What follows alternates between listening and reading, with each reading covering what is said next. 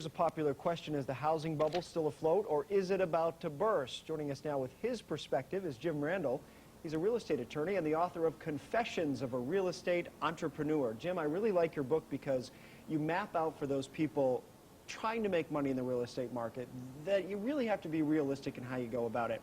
For starters, you say, don't try to get rich quick. Are too many people going into it with high expectations? I think so. There are a lot of promoters out there, as you know, that are selling seminars or videotapes or, about get rich quick, and everybody wants to get rich quick. I don't think that's the way to go when you're real estate investing. Even though there's talk of this bubble, whether it's deflating, whether it's going to burst, there's still room to make money, you think, as an investor? As an investor, yes. I think you're looking for the arbitrage. If it's a good market, a bad market, a sideways market, you're looking for the opportunities. This seems self-evident. Educate yourself, but a lot of people jump in head first with the promise of some of these, for lack of a better term, some of them might be schemes and ways to get rich quick. What's the number one point where people most often don't educate themselves? Well, there are strategies and techniques that have been used by the successful entrepreneurs for years and years and years. There's a constancy. And if you learn these, you don't have to reinvent the wheel. You learn these, you apply them, you'll do well. Making sure you don't pay too much, for example, for a four-family property where you're not going to make your money back on the rent. Is that a common mistake?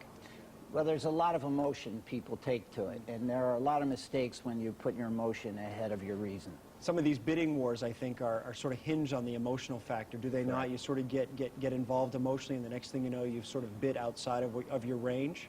Yes, and one of the things I advocate in the book is knowing your range before you go into the bidding process. That's part of this next step here. Do a risk self-check. Some people are able to handle more risk than others, and you point out to get a physical. I hadn't thought about that, but perhaps you could get physically ill if you go too far. Well, it's sort of a self-physical. You look into the mirror and you say, gee, how much risk am I comfortable with? Right. And you kind of test your own stomach in that regard. How high will my blood pressure go as the price of this thing increases? And look for added value opportunities. I've often thought this, that it doesn't matter where the property is, there could be room for you to capture some of the hidden value. What are some of the points to look for value when you buy a place? Well, what I'm advocating in the book is looking for a property whose value is artificially depressed, which has some cosmetic problem, for example, that you can remedy and spike the value upward. You may need to educate yourself on that. Some people can recognize those areas better than others, and people can read more about it in your book. Jim Randel, thank you so much. Confessions of a Real Estate Entrepreneur. Good to have you here. Thank you.